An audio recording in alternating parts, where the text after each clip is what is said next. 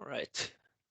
Good morning, and thank you. Thank you for joining this session on understanding Northeast Minnesota's labor market. Um, my name is Carson Gorky. I am the regional labor market analyst for Northeast Minnesota, which is the 7-county area represented by Aiken, Carlton, Cook, Koochiching, Itasca, Lake, St. Louis counties. And today we are going to cover a wide breadth of information that we present here via the Labor Market Information Office. The Labor Market Information Office is housed at DEED, the Department of Employment and Economic Development, and we are responsible for disseminating and demystifying labor market information. Labor market information includes everything from labor force statistics, unemployment rates, wages and salaries, projections on employment, and pathways to careers. And it is what we hope to be is the foundation for well-informed decisions. And those decisions can be made by anybody, any organization. So anybody in Minnesota, any organization in Minnesota, those are our customers. I say customers, but nobody has to pay anything. We have a very affordable price for our services, but we aim to help everybody make good decisions based in data.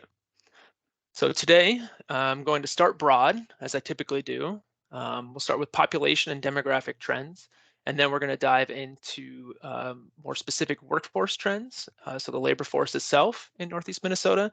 And then we'll look a little bit at industry, employment and wage trends. We'll explore some of the labor market tools that I'm using to create these information. And we'll leave some time for questions and discussion. And I will say that if you have a question, please feel free to put it into the chat and I'll try and check it periodically. It's just me, I don't have someone helping me run it. So apologies if I don't respond immediately. I see there's a question in there already. How will we get the recording?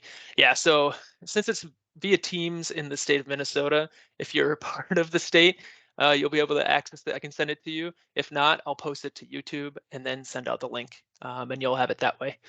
I'll also send out all the materials that are shared via this session.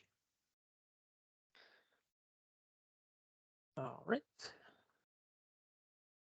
Okay, starting with population growth, and actually, you got a quick hint there, but I'm going to do a poll to start because I like polls, get people interacting. Okay, here's a little poll. Feel free to participate.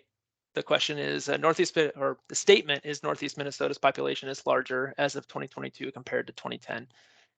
Do you think that's true or false?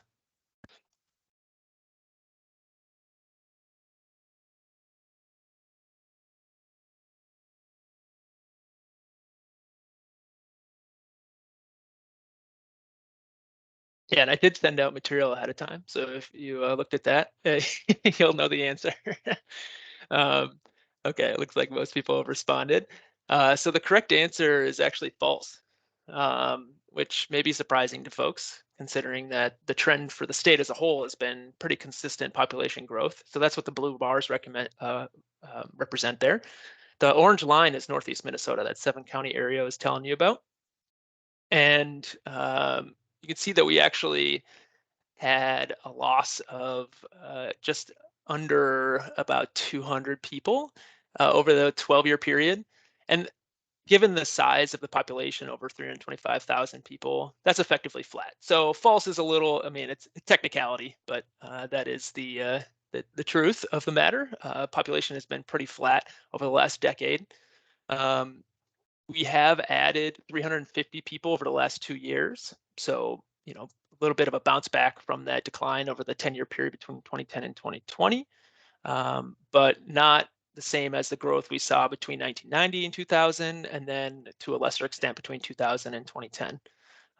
So 0.1% growth over the last 2 years, 0.2% before that. And that represents the slowest growth of all 6 planning regions in the state over that 12-year period. So what is informing those trends? Largely aging. We have an aging population, as many rural areas in the state do. So on the left, you can see how we looked in our population pyramid in 2000 compared to 2020. So you can see how the bulge in the 35 to 54 age group kind of moves down and to the right to that 55 to 75, 74 age group over those 20 years. And that is a lot of what informs the population change. We're aging, and you can see in the right the absolute number there. So taking that chart on the left and kind of flipping it to its change, we've added 33,000 55 to 74-year-olds since 2000. So the 55 plus group grew 39%, while the 22 to 54 age group declined 16%. And then the under 25 group declined 7%. And a big component of that is what we call natural increase or natural change, and that is births minus deaths. And from 2020 to 2022, our region logged nearly 3,000 more deaths than births. Of course, there is another component to population change, and that is migration. And that has been slightly more positive, at least over the last couple of years. We had negative migration in 2019, 2020, but over the last 2 years, we saw that change in a relatively large way. We've reached 12-year highs in terms of domestic in-migration. And this did offset that population loss via natural increase or decrease, but only so much. This trend of positive net domestic migration is counter, however, to the statewide trend of loss. Over that same period, over those last 2 years, the state actually lost people via migration. And some of those, the biggest trend there is people moving out of the metro to rural areas. So the rural areas in Minnesota tended to benefit in terms of migration, while the metro lost a lot of people over the last 2 years. Breaking it down a little bit more by detailed county in the area, you could see how, for the most part, that trend of natural change or natural decrease is the same across all counties. So all the counties in the region had more deaths than births, but we also had, for the most part, positive in-migration. So it's just a matter of, was that positive in-migration enough to offset the negative natural increase? And that was the case for 5 out of 7 counties. Koochiching and St. Louis did not have enough in-migration. Koochiching was the only county to see negative out-migration or net out-migration. So that is generally positive, that the migration has increased and kind of offset that natural decrease trend. Most of the international migration was into St. Louis County, and migration accounted for the largest part of the population growth in Aiken County. 5% of that change was in migration, and Cook County was about 3%. It's notable in Aiken because Aiken is the oldest county in terms of median age in the state, where over half the population is over 50 years old. Okay, so I'll pause there for a second to see if there's any questions on the population and demographic component before we move into more specifics on the labor force. But as I typically say, so goes the population, so goes, at least eventually, the labor force. And sometimes the labor force will kind of indicate where the population is going as well. All right, without further ado, we'll jump in. So when I say labor force, what do I mean exactly? The BLS, the Bureau of Labor Statistics, put together this handy flow chart so you can kind of understand the components that go into the labor force. But we're talking about the group of people that are 16 years old, at least 16 years old, and not institutionalized, so not in prison, basically. And if that group is working, so actively employed or actively looking for work, and we'll get to what that definition is in a second, then you're deemed to be in the labor force. So working or looking for work, that's the green box labor force. If you're not doing either of those things, you're deemed to be out of the labor force. So when I talk about labor force, that's what I mean. Labor force participation is that share of folks in the civilian non-institutional population over 16 that are working or looking for work. Unemployment is also a specific definition and can be defined many different ways. When we talk about the unemployment rate that we present every month in the news, that is what we call our U3 or official unemployment rate. And that is the subset of folks that have looked for work in the last 4 weeks, so in the last month. That's what we deem to be actively looking for work. So unemployed people aren't working currently, but have looked in the last month. We can also look at other components or other measures of unemployment, starting with a narrower definition. So just those long-term unemployed people, so 15 weeks or longer. Then we can add kind of another set or layer, which is job losers or people who have completed temporary jobs. They're kind of in transition. And then it gets a little bit broader to that official rate. But then we get into folks that are technically out of the labor force, but depending on what you deem to be unemployment, you might include it as a more fair representation. And that would include people we call discouraged workers that have not looked in 4 weeks, but have looked in the last year. That would be our U4 rate. U5 is all those marginally attached. So those people that are not in the labor force, but if a job were to pop up to meet their skills, desires, abilities, etc., they would take it. So they want a job, it just hasn't lined up for them. And then the U6 would be the broadest, and that kind of adds them all together and then adds on people who are working but part-time, basically not by choice. So we say for economic reasons. So you go from narrower to broader measures of unemployment. But the U3 one is what we deem as the official unemployment rate. This is a little bit more on those out of the labor force. We talked about marginally attached a little bit and discouraged. But those folks who want a job, it's just the circumstances aren't there, or the job doesn't feel like it's a good match, are the ones they've seen. Marginally attached and then discouraged, depending on how long they have been active or how long they have not been active in the labor force. And then how does that translate to Minnesota as a whole? So we'll start statewide. This is labor force participation. So now that you have a great grasp of that definition. So this is labor force participation rate over the last 60, 70 years. And you can see some notable trends here. The big increase from the 60s into the early 90s, late 80s, that is largely women entering the labor force in larger numbers. That increased labor force participation for the entire population pretty notably. So we peaked in the 90s, early 2000s, and that also had to do with the prime baby boomer workforce years. So that's when they were in their 25 to 55 working years, and that's what we deem prime working years. So that's when we kind of had the height of our labor force participation. But then you see since the Great Recession, 2008, 2009, 2010, we've had a labor force participation decline into the mid 2010s. And we actually had like a little bit of a bump going into the recession, 2017, 2018, 2019. But of course, that was pretty quickly decimated by the pandemic. And we have been recovering, but not quite to our labor force participation rate yet statewide. And I will say that Minnesota still is in the top 10 of the states in terms of labor force participation. We do have really high labor force participation relative to the country.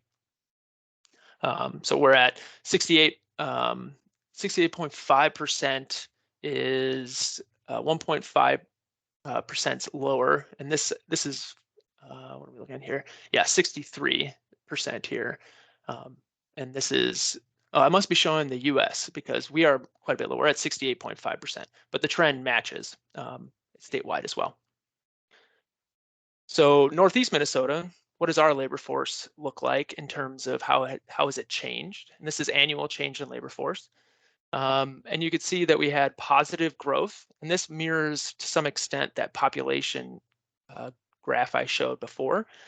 Positive change in the 90s, mostly positive change in the 2000s, and then mostly negative annual change in the 2010s, followed by the biggest decline in the first pandemic year.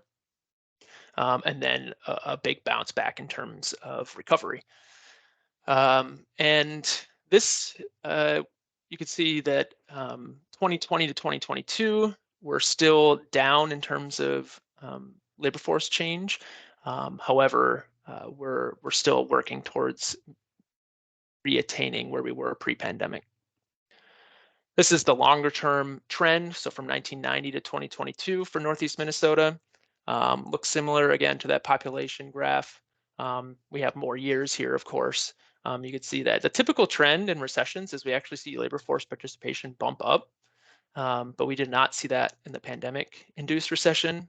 It was different in many ways, but that is one of them. So you could see that only two of the states, I'll mention here, only two of the state's planning regions, there's 6 of them, have seen their labor force shrink since 2000, us and Southwest Minnesota. And Southwest Minnesota is also has an aging population relative to us as well. Okay, for the next one, I'm going to throw out another poll. This one is going to ask about unemployment rate last month. So now you know what the unemployment rate represents. I'm going to ask you, what do you think the unemployment rate was in Northeast Minnesota last month, which is the most recent month we have data for?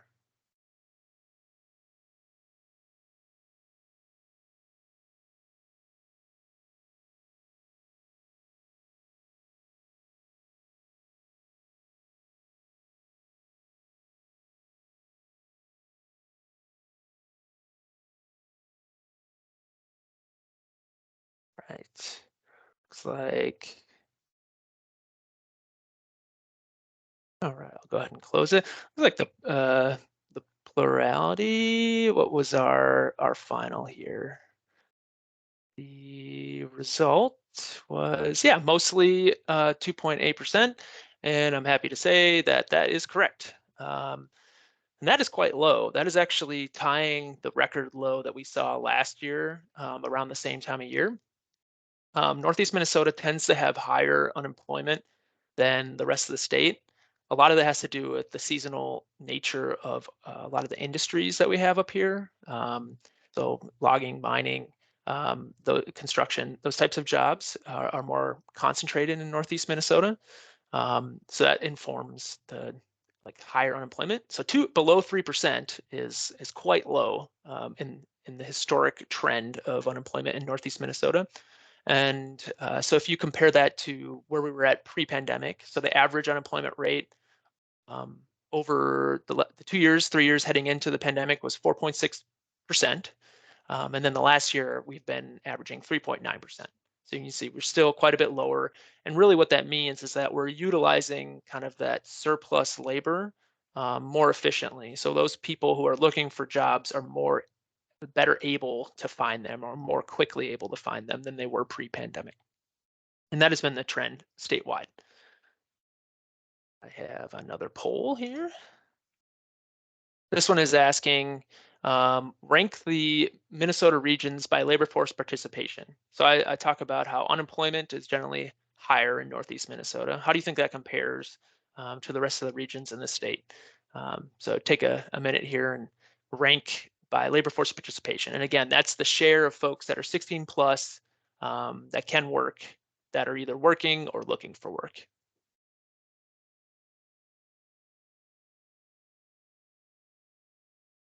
And the highest, yeah, put the highest labor force participation on top.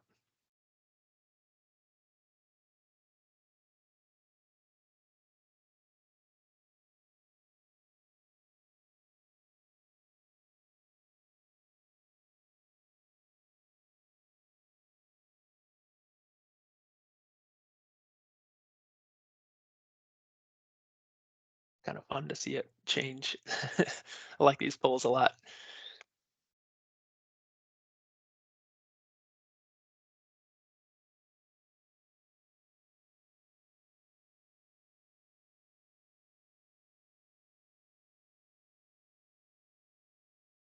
And I'll ask for anybody. Okay, it looks like most people have responded. Okay, we'll show you the results here.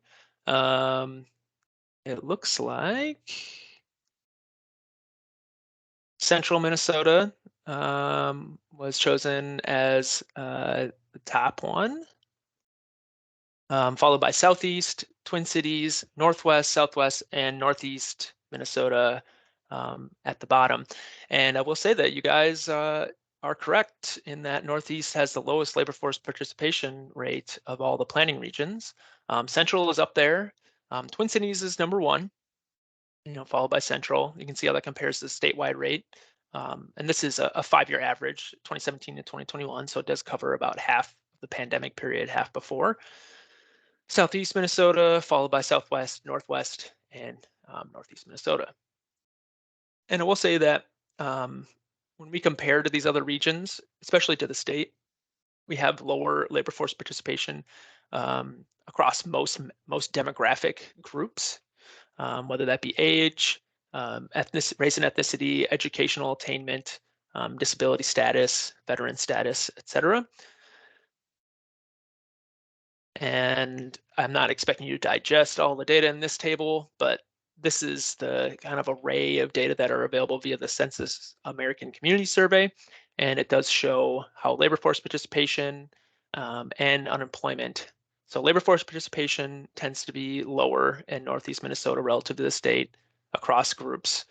And it also unemployment tends to be higher, which I mentioned earlier, also across groups.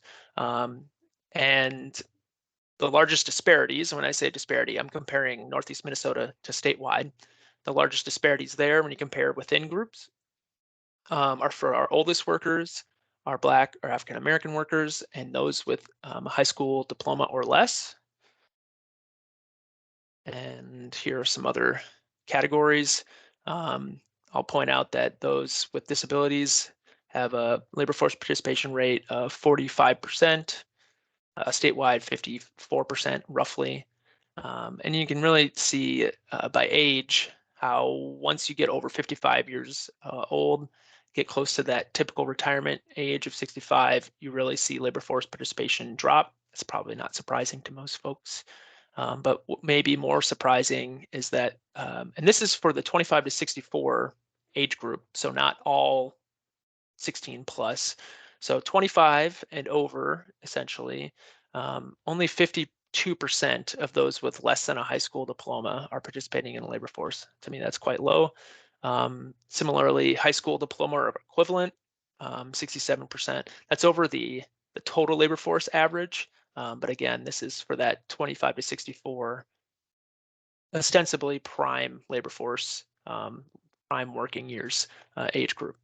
And again, lower than the state across all these groups. This is looking at the labor force participation rate, again, by age group, but then by time period. So looking from 2007 to 2011, 2012, 2016 is the red bars in the middle, and then 2017 to 2021, the most recent period we have data for Northeast Minnesota. You can see that overall labor force participation has declined over that period, largely due to aging, but also due to the effects of the pandemic. But that has not been the case for all of the age groups. We saw it grow slightly from that first period to the last period for the teenage workers.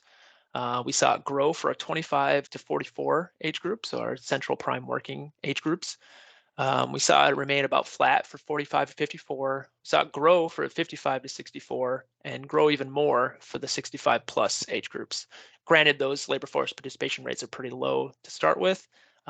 So the expansion of those labor force participation rates for those older age groups don't do enough to offset kind of the overall aging effect on labor force participation. And you can really see that a little bit more evidently when I show you the absolute number of folks in these groups. So this is what the labor force looks like in terms of people over those same periods and how it's changed. You can see, especially in that 45 to 54 age group, that's where we're really seeing the kind of the impact of aging in our labor force. And you see growth in the number 55, 64, 65, 74 especially, and it's harder to see in that 75 plus, but you know, almost 75% growth in those larger age groups. And even with labor force participation growth in the youngest age groups, we have an overall decline. So you can really get more of a handle on the absolute change. And then we do have data for the pandemic period. So this is specific to the Duluth Metro. We don't have it by county, unfortunately, so I can't put it together for the entire region. But the Duluth Metro, which represents St. Louis County, Carleton County, Minnesota, and then Douglas County in Wisconsin, gives us kind of a view into pre-pandemic versus post-pandemic. So 2015 to 2019, and then 2019 to 2020. Like, how has that changed in terms of labor force participation? Red is post-pandemic, blue is pre-pandemic. So pre-pandemic, we were seeing declines in that oldest age group, and then we saw huge growth in terms of labor force participation rate change. And then we saw continued decline at 65 to 74, or accelerating decline. And then at the opposite end of the age spectrum, our teens, who were seeing labor force participation decline, took advantage of some of the opportunities that presented themselves over the pandemic period and joined the labor force in larger numbers. So we saw growth there in the 16 to 19, but also accelerated growth slightly in the 20 to 24 and 25 to 29. Perhaps more worrisome, in those prime working years age groups, we saw labor force participation decline, especially for that 30 to 34 and that 45 to 54 age group. So what does this mean going forward? We looked at the population before, so this is the same population chart that I showed you to start, but then adding in population projections from the Minnesota State Demographic Center. And if trends continue, especially the aging population, and maybe not as much in-migration to offset that, this is what they predict through 2045. Will be about 14,000 people fewer in 20 years. So not like a massive decline, but when you're trying to grow your economy and support an aging population, that becomes more significant and more impactful, especially when that population is older than it was 20 years previously. But these are based off of trends mostly pre-pandemic as well. So if migration continues to stay higher or even increase, this could most likely change. So, from 1990 to 2000, we had 3.4% growth. 2010, 2000 to 2010 was 1.3%. 2010 to 2020, minus 0.2%. So it started to decline. And you could see, again, that when we compare to other regions, we are expected to see the largest population decline relative to the state, which over that 2025 to 2045 period is expected to see 7.4% growth in population. And then tying that to the labor market, similar trends. We're projected to have a smaller labor pool overall. So this is to 2035, so not quite the same ability to look out as far. But 2035, we're expected to have 6,900 fewer people in the labor force. And you compare that to the population change, 4,500 people. So you're maybe wondering, why is the labor force decline larger than the population decline? And again, that's aging. So people will leave the labor force earlier, and that will be impacting the labor force first before we see a decline in population. It's skewed slightly by the large decline. These projections are skewed slightly by the large decline in 2021. So we'll see again when the next round of labor force projections are produced. And this is based off of, again, data from the Minnesota State Demographic Center, but also our local area unemployment statistics program. And we will see how that changes going forward. Looking at it by age, again, it's kind of hammering some. You see, and this is looking 10 to 15, 20 years into the future. We're expecting to see that 55 to 64, 65 to 74 start to decline now, because we were seeing that grow for the last couple decades, and now that age group and that age cohort is going to move into even older age groups. So we're expecting to see relatively large declines in those age groups and relatively large increase in the 75 plus age group in the labor force. But again, that increase is only about 460 people in the labor force because labor force participation is so low for that older age group. On the positive end, we are expecting to see about 10% growth in the 45 to 54, but a small decline in that 25 to 44, a real prime kind of like workhorse center for the labor force. What we don't know is how participation will continue to change the next couple of years, and that will likely inform the next round of projections. And I'll say we're going to talk about employment projections. So remember that we've had, a certain decline in population, about 4,500, I think. Yeah, 4,500 for population, 6,900 for labor force. Keep those two numbers in your mind for when we touch on employment projections here in a few minutes. So how does this all kind of inform what we talk about in terms of a tight labor market? Well, basically that's the relationship between the amount of jobs that are available and open and the number of people that are available to fill those jobs. So we take the number of unemployed people, the people that are actively looking for work, and we compare that to the number of job vacancies in for employers in the state of Minnesota, and then by region. So we have regional data as well. And we, as of the last job vacancy survey, which these data are from, we have more than two job openings per every job seeker, so every unemployed person. And that has been the case over the last couple of years. But I will point out as well that the ratio was below 1 even before the pandemic, those black dots you see there. So we had tightness in the labor market before the pandemic, and really what happened was it was just exacerbated. I'll point out that this is a simplistic measure, so not every one person is going to fit with those jobs that are available. Matching is a very important component in the labor market, and being able to efficiently match candidates with positions and vice versa is a really important piece in kind of meeting the labor force demand and addressing a tight labor market. So how well our labor market is able to do that really impacts this measure. But this just really kind of at the simplest measure shows number of jobs, high demand, number of people, low relative supply. A little bit more on job vacancies. Almost half of all job vacancies in 2022 were in our healthcare and social assistance sector in Northeast Minnesota. And that is a pretty high share. That's the highest share for that sector. If you add in accommodation and food services and retail, that's another 30%. So you've got, 3 out of 4 vacancies are in healthcare, retail, or accommodation and food services, a big kind of leisure and hospitality sector. We saw increases in the number of vacancies in healthcare. We saw increases in accommodation, food services, manufacturing, and educational services. On the other end, we saw large decreases in retail, other services, and government openings.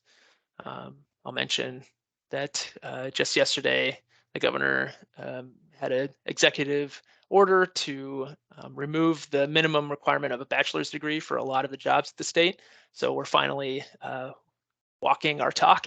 That's a thing that when we talk to employers, we ask them, like, what are your minimum requirements? Are they necessary?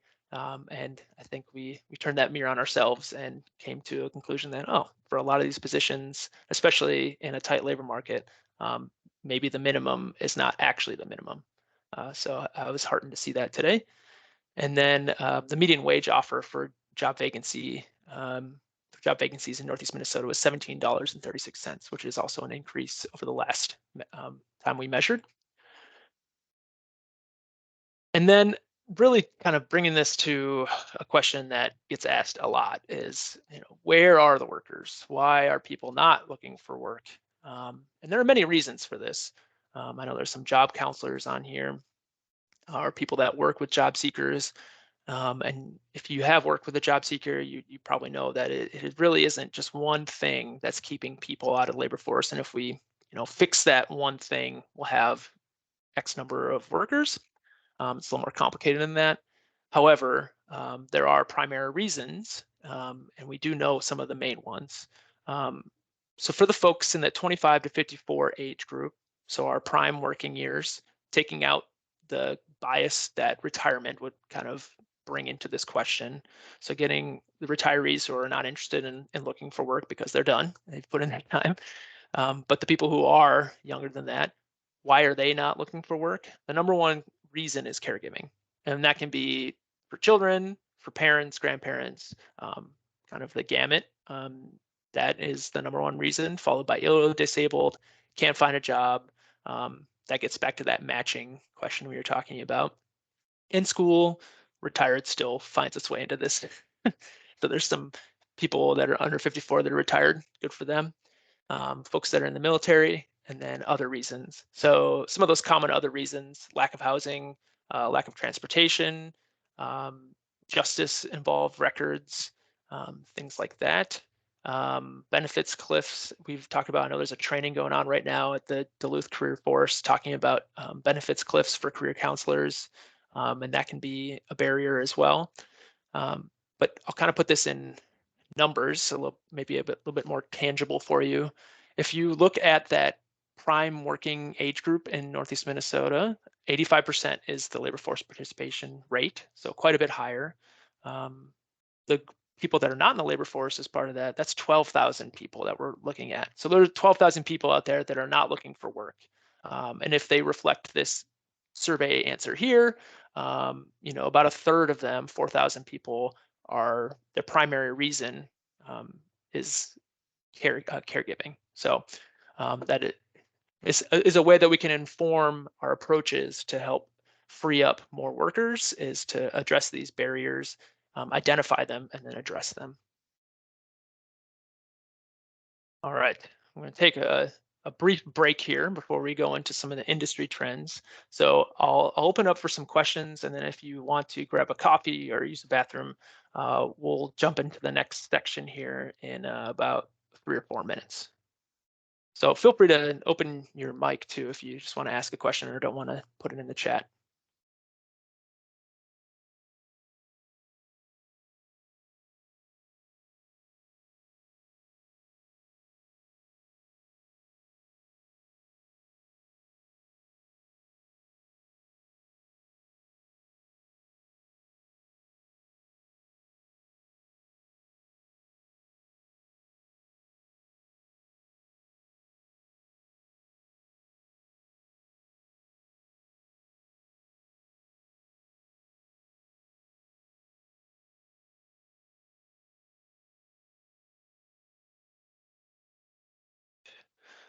Great, we got a question here. How will the state eliminating the requirement for degree impact those with degrees, their pay rate, and advancement?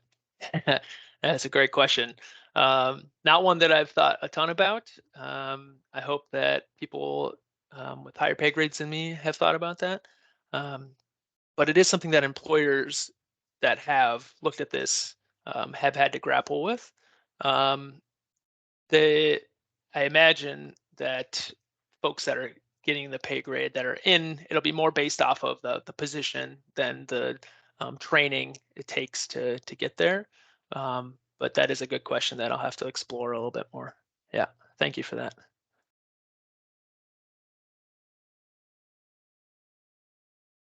I'll write that one down for follow up.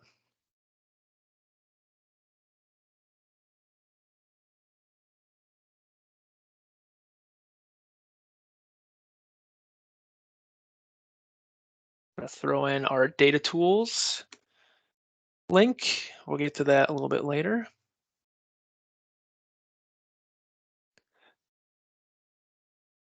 And I'll also throw in the link to our regional labor markets page. This is where we put all of our publications, blogs, regional profiles that I attached. A lot of great information there as well.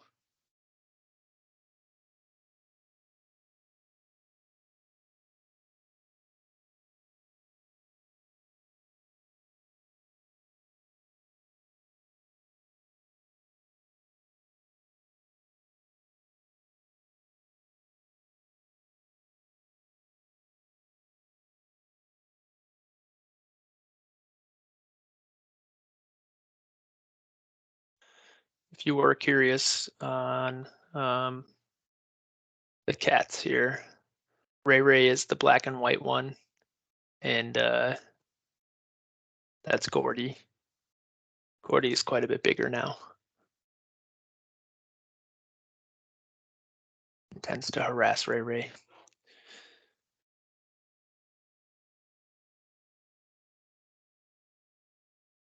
All right, I think we've given folks some time.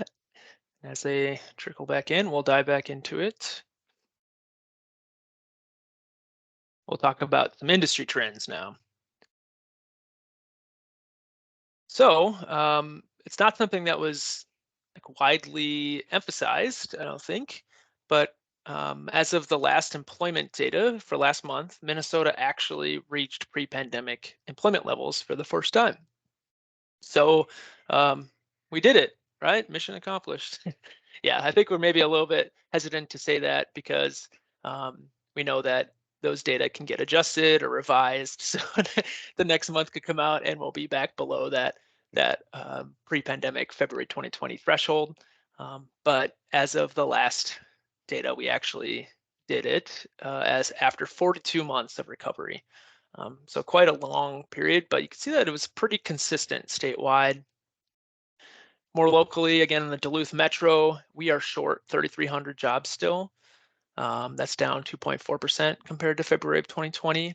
But we have added 2,000 jobs over the last year. So the recovery locally is ongoing. This is what it looks like relative to some other previous recessions, orange line being the most recent pandemic period, the gray one being the 2001 to 2004 dot-com bubble recession, and then the blue line being the Great Recession.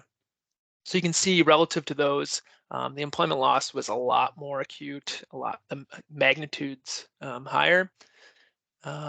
So the recovery has been robust if you're looking at a historical context, but it's not complete yet, even after 42 months. So what is our employment kind of outlook, or not outlook, but the last couple of years look like in terms of sector? Healthcare and social assistance is the largest industry or sector in Northeast Minnesota. It's about 24% of all jobs. So 1 out of 4 jobs in the region is in healthcare and social assistance. The industries here are ranked by total number of jobs. You see retail, trade, accommodation, food services, educational services, public administration, government jobs, and manufacturing round out the top 6. And of those industries or sectors, 5 sectors have fully recovered to pre-pandemic levels. Some have remained significantly below 2020 employment levels, such as information, which is on a long-term decline, agriculture, and transportation and warehousing kind of round out that as well. Transportation and warehousing started out the pandemic really well, kind of in response to, I think, everybody ordering things to their homes, but maybe that expansion was a little bit of an overreach, and now that sector is cutting back in terms of jobs. More recently, all but 5 saw growth over the last year, so 2022 Q1 to 2023 Q1.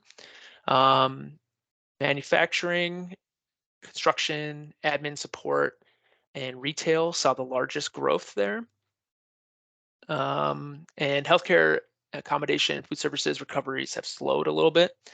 The top 3 industries, again, count for almost half of all jobs in the region, 47%. So what about wages? That's another important aspect to industry employment or just employment in general. Until recently, the average wage growth in the region or in the metro area did not keep up, and statewide did not keep up with inflation. Duluth Metro wages on average grew more rapidly into the pandemic and like very early in the pandemic, so maybe not pandemic related, slowed down over 2021, 2022, but then kind of accelerated again relative at least to the CPI, which is our measure of inflation and prices. So you could see over a couple of different periods in that table in the bottom left, Duluth Metro over the long term has outpaced the state and national measure of inflation. And then, however, when you look at the smaller pandemic period, has not outpaced either of them, and then more recently has. So, depending on what period you look at, we've done better or worse in terms of wage growth. Breaking it down by industry, high wage growth across pretty varied industries. At the top, you'll see mining, which is the highest paying industry in the region, had the largest wage growth. And that's a bit of an anomaly. Mining wages actually declined into the pandemic. The 2, 3 years going into the pandemic saw declines and then pretty massive growth. And that's massive. That massive growth occurred both for median and average. So it's not just big bonuses at the top end or something like that. That this is median wage we're looking at here. So median wage grew quite significantly over the pandemic period. But in second place there in terms of relative wage growth is accommodation and food services, which is the lowest paying median wage industry, which saw the second largest wage growth. So we saw wage growth at both ends of the spectrum. Um, yeah, I mentioned the largest wage growth there. The lowest growth in information, just having a tough go of it in terms of employment and wage growth. Educational services, utilities, and construction. And you can see how it's changed. You've got the longer period of 2019 to 2022, and then more recently over the last year, administrative and waste services, which does include temp work, saw the largest increase, or one of the largest increases. And that makes sense to me because when you get a tight labor market, temp services tend to see the demand for their services increase and wages with it. Industry concentration. So this is relative to the state by industry employment. Where do we have kind of those big competitive advantages? Mining, no surprise, is the most concentrated industry in Northeast Minnesota, about 15 times more concentrated in terms of employment relative to the state. But it is relatively small in terms of overall employment. Other than mining, you see utilities, public administration. So we have more government in Northeast Minnesota relative to other areas of the state. Healthcare and social assistance. That's both not surprising and probably good that our largest industry is also more concentrated. Retail, trade, other services, and construction. So you see it, other than mining and utilities, you get a lot more service-oriented sectors that bring up the top 5 or 6 most concentrated. All right, looking forward, I mentioned employment projections. Remember those two numbers? So 6,900 projected loss in terms of labor force, and about 4,500 in terms of population. So you would think, oh, okay, we're losing people, we're losing labor force. Surely we'll lose employment. False. We projected as of 2020 to 2030 to actually add 8,000 jobs. There's a couple of caveats to this. The biggest one being that we started this projection process in the middle of the pandemic or right before. So we're predicting from the trough of the pandemic. So the low point of employment for the last 15 years. And we're saying, okay, we're going to recover. To what extent, we're not really sure, but 8,000 jobs is kind of what we're thinking from 2020 to 2030. Despite labor force decline and population decline. We'll say that most of that 8,000 is recovery-based employment growth. Even by 2022, we've attained more than half of that 8,000 projected growth. So we've had 4,600 jobs added as of 2022. So we're already halfway through our projected growth over 10 years in just 2 years. And a lot of that growth is going to be concentrated in those industries that were hit hardest in the pandemic. So you'll see some leisure and hospitality towards the top in terms of percent growth. You'll see other services. That's where your laundry, your personal care, so salons and things like that, which were hit especially hard. Expect to see some larger growth than average. Some of those that fared relatively well over the pandemic, however, are also expected to decline. Utilities, mining, manufacturing, and retail. Mining, I wouldn't say more recently is not fared as well, but retail and manufacturing definitely did. Part of that decline expected in manufacturing and retail can be attributed to increasing role of automation too. So which industries have a higher share of jobs that are more susceptible to automation? Retail and manufacturing are some of those. So that was by industry, i.e. what the business does. We also have data. We can break these projections down by what the workers do, so occupation. So these are occupational groups. We also have more detailed information on openings that are projected to happen over the next 10 years. So food prep and serving related is expected to have the greatest number of openings over the next 10 years, over 11,700. But you can see the orange, which is the bulk of those openings, that's from exits. So that's from people leaving the labor force or leaving that job. And we know that food prep and serving related has higher turnover than average, as does healthcare support. So that's why we see kind of a lot of those openings. The demand created in there is just from turnover, but those occupational groups are also expected to add jobs, new jobs, which is that blue part. Office admin and sales, however, are expected to lose total jobs, but still have high demand because of turnover. And that's why they're 3 and 4 as well. Transportation and material moving is up there. You can see there's only a couple of occupational groups that are expected to lose kind of total number of jobs, but demand is going to be there via turnover for all types of occupations. And then kind of listing some of the top occupations here, again, using that same breakdown of jobs added, like new jobs created versus openings that are created from people leaving. Reflects many of those industry trends, either high demand or high turnover. And you and those, sometimes those things are interrelated. You have high demand because of high turnover. Role of automation, you can see that a little bit more clearly in occupations. So like cashiers, for example, we're expected to lose in terms of total number of cashiers, but that turnover is going to be high, so demand will remain there. You may have seen our occupations in demand tool and wonder why cashiers is up there. You're like, why is this? It's in demand because there's a lot of turnover and there's a big occupation. There are a lot of cashiers still. So even as we're losing total number, just by turnover, we're going to have continued high demand. Looking at it a little bit more clearly, these are some of the top percent growth occupations. The previous slide was, the previous slide was total number of openings, but this is percent growth projected. Nurse practitioners, medical health service managers, and physician's assistants. Those are 3 from our healthcare sector that are projected to grow, and healthcare tends to have quite a few up there. But then green is what I would say is in your leisure and hospitality sector. And those, again, were some of the hardest hit businesses over the pandemic. So the fact that they have high growth here isn't necessarily indicative of growth overall in those industries, but more so because they're recovering still. All right, kind of wrapping up the update part here. Final thought experiment, and if you've seen my last couple of presentations, this may be familiar to you.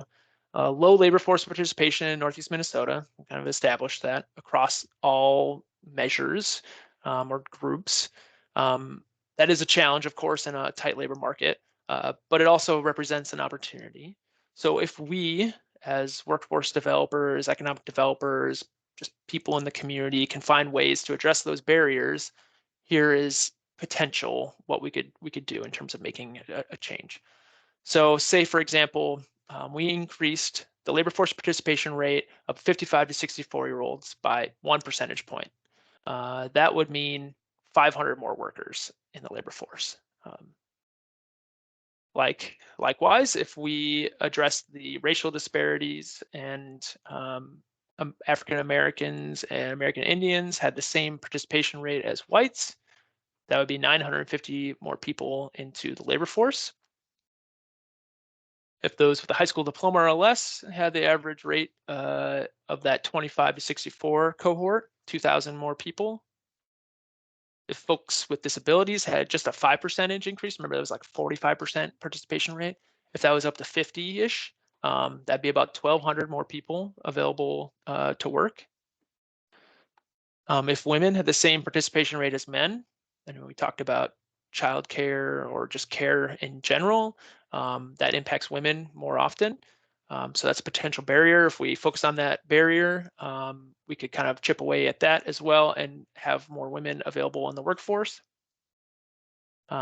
Just bring you back, our workforce deficit is about 3,000 compared to pre-pandemic in terms of labor force. And then, of course, the demand is high, right? The demand is there. We have about 13,000 job openings still in Northeast Minnesota. So the demand is there. It's the barriers that need to be addressed to kind of help people enter the labor force or re-enter the labor force. So I'll wrap up that's kind of the data update, and then I'll take some questions and we'll move into some of the data tools. And from here on, it's kind of how we want to make it. So please ask any questions you have, and I'll show some of the tools, but we can also spend more time on ones that are of more interest to the group. So any questions on the and the wealth of data that I just threw at you?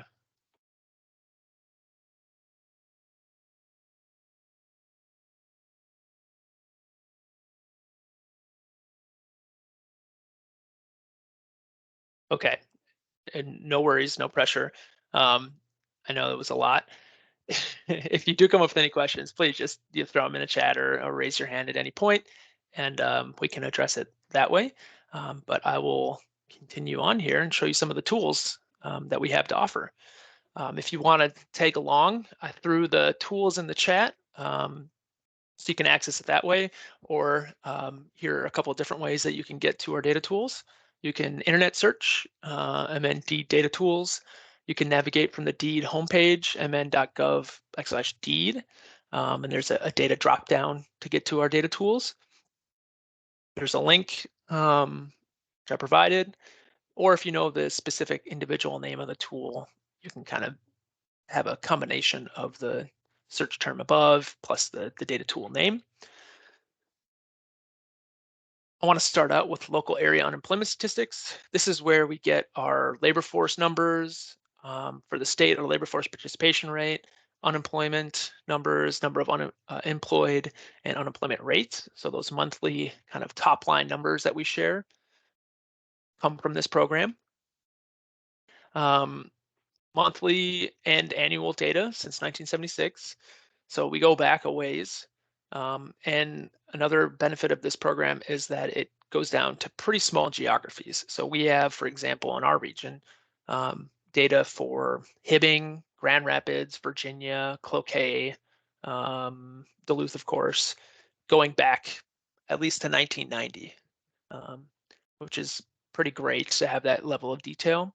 But we also have those data available for a lot of different geographies. Those planning regions we talked about, counties, statewide, of course, but really relevant to the workforce development system, we have it for workforce service areas. So those are the areas that each workforce development board throughout the state is responsible for.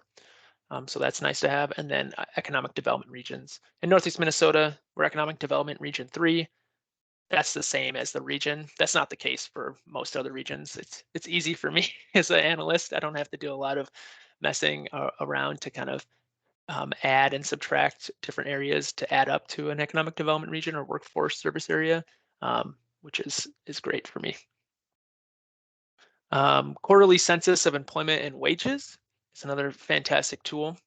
And what I'm going to do here is I'm going to kind of run through them quickly, and then I'll go in and based off of maybe some of the responses here, we'll demo some of them, but I want to kind of highlight some of the tools first, and then we can spend some more time digging in.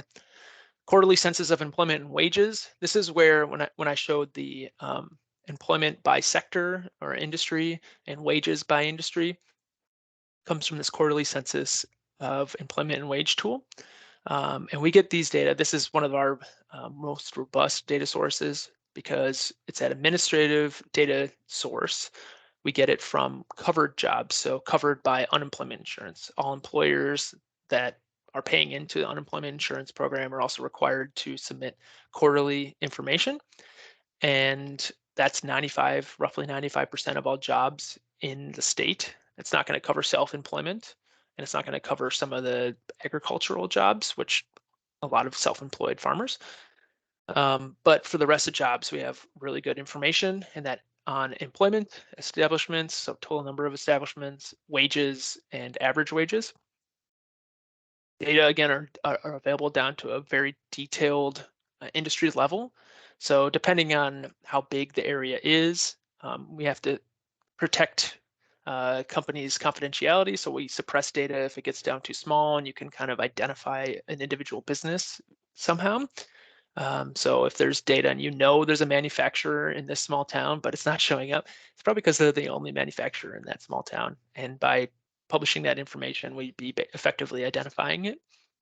So we take measures to prevent that. But otherwise, it's very detailed and it goes back to 2000. And I mentioned small towns, but yeah, cities, townships, counties, regions, and state. And then one other benefit is this component called business employment dynamics. And that gives us, you know, so we have the net change, like number of jobs added, number of jobs lost quarter to quarter. But behind that, again, is churn, right? So we are able to show whether those jobs were lost due to businesses closing or businesses contracting, or those jobs were added via job growth via businesses expanding or businesses opening, which can be really useful as well. Any questions on QCEW? OEWS, or Occupational Employment and Wage Statistics, is our most robust robust source of wages by occupation throughout the state. So we have data on 800 different occupations. We can break it down by industry. It's available for the 6 regions, the 13 economic development regions, and 8 metropolitan statistical areas, which is also super helpful.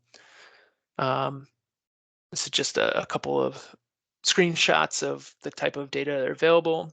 You can compare regions. So if you want to know how much more or less a registered nurse gets paid in Northeast Minnesota relative to the Metro or to Southwest Minnesota or to the US, you can do that. This is really helpful for employers to kind of gauge where their wages are relative to the region and other employers or other industries too. So let's say you think you're competing with a different industry. For accountants, looking at here, accountants pretty similar across industries actually, except for if you look at education and health services, $32 an hour, and then the highest looks like information. They pay accountants a little bit more, but those types of things you can pull out of this. And then here's an example of the type of data. So this is for civil engineers, and this is from our detailed occupational page. Tasks, typical for a civil engineer.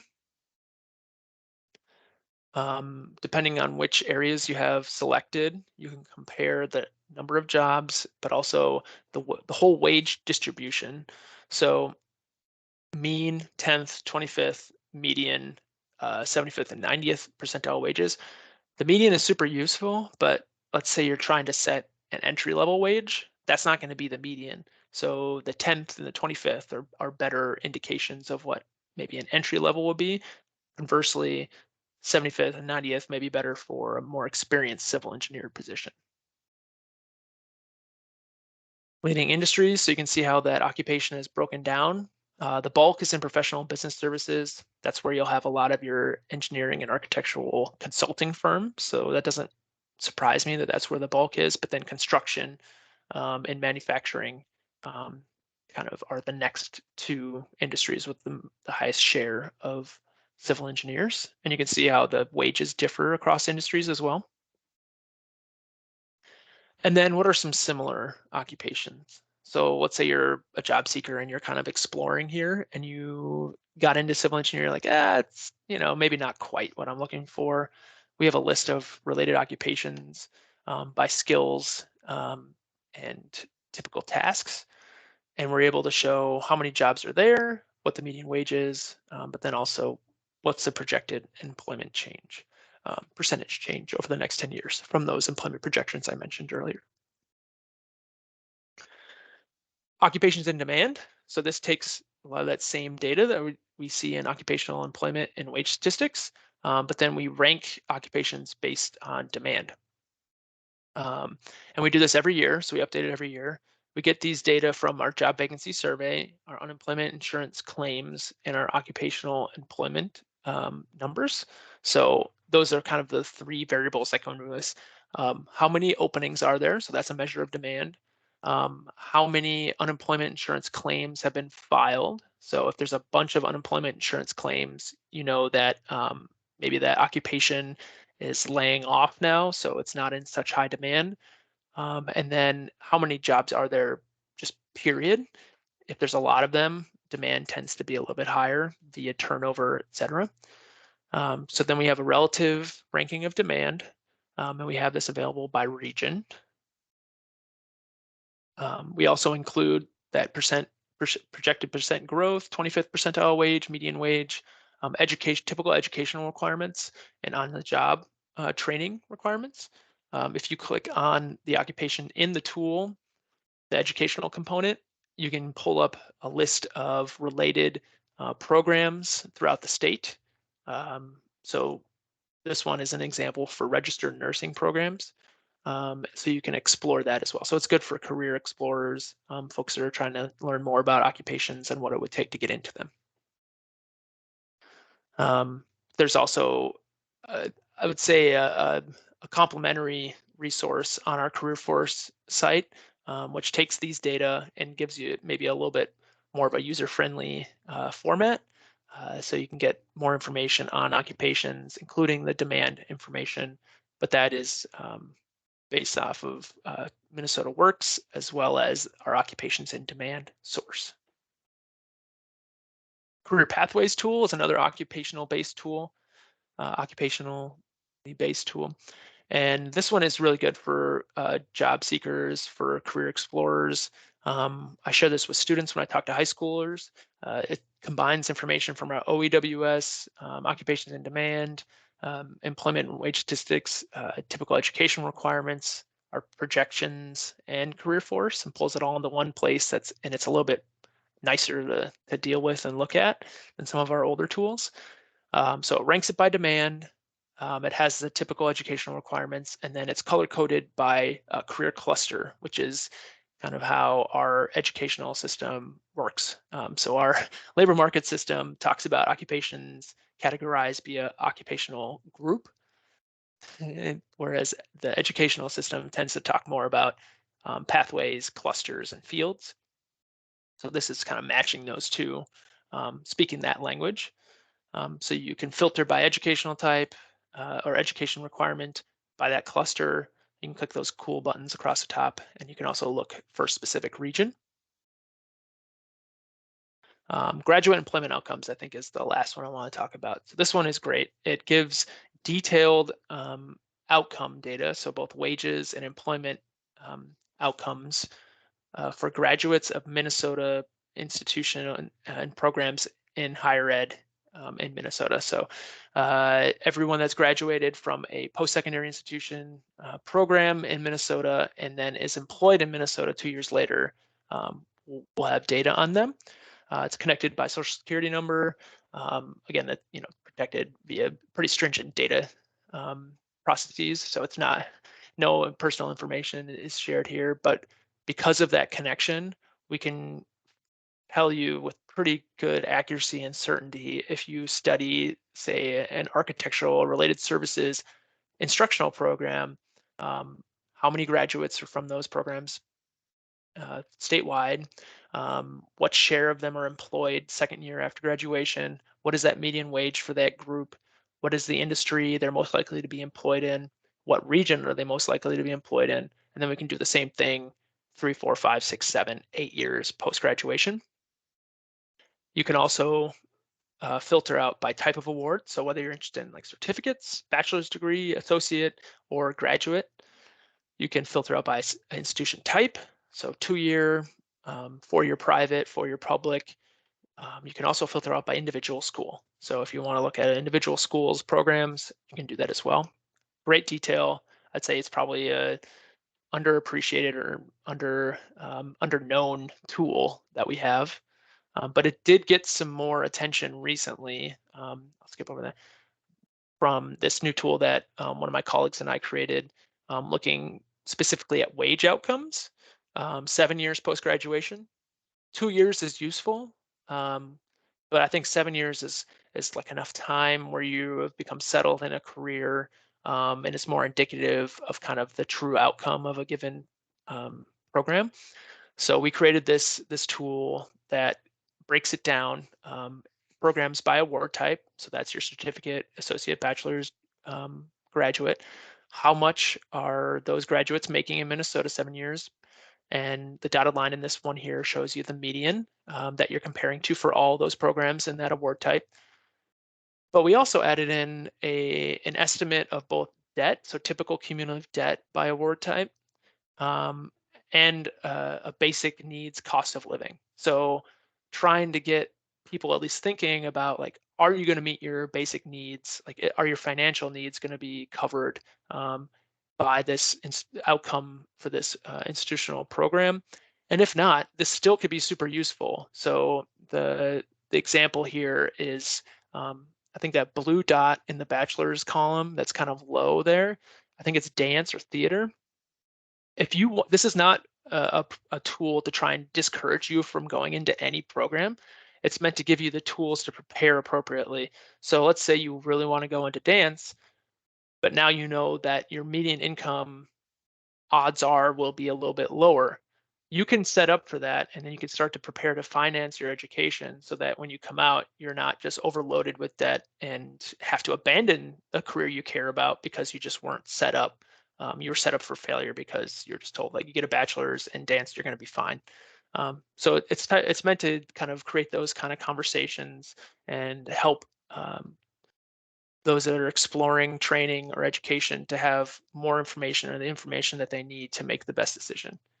And you can add in your, let's say you know what your cumulative debt might be, or you have a better idea. You can input that as well and add that and see what your estimated monthly payment would be based off a standard repayment plan. And then the last one is just showing the difference over time in terms of median wage. So, for example, you may get an associate in engineering and you come out 2 years post graduation, you're making about 17,500 a year. It's pretty low relative to the other options, right? So maybe that's like, oh, if I'm just looking at 2 years, I'm not going to choose that unless I'm really passionate about it, right? Um, but if you put in the 7 years and that same that same program, you'll see that the earning potential increases quite a bit, to about 76,000. And that is important information because there's pieces, let's say engineering, take that example. There's more certification, there's more education that needs to be attained to really unlock that earning potential. But you don't know that if you're just looking at that 2 year data point. Same goes with if registered nursing, you get your associate, you kind of start out high and you stay pretty high. Teaching assistant aides, you start relatively low and you stay relatively low, looking at this this option here. So just more information to help those that are exploring these decisions to make more informed decisions, which is the goal of labor market information. So I flew through those tools. Are there any tools that you want me to kind of demo in the last 15 minutes here, or I can kind of just open it up to questions? Feel free to type in the chat or just to open your mic and holler out a question too.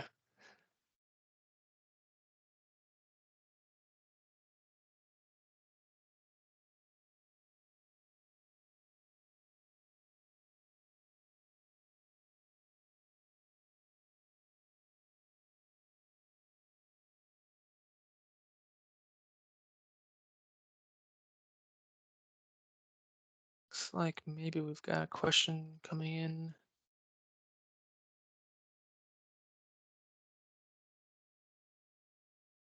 that's coming in. I'll pull up our data tools.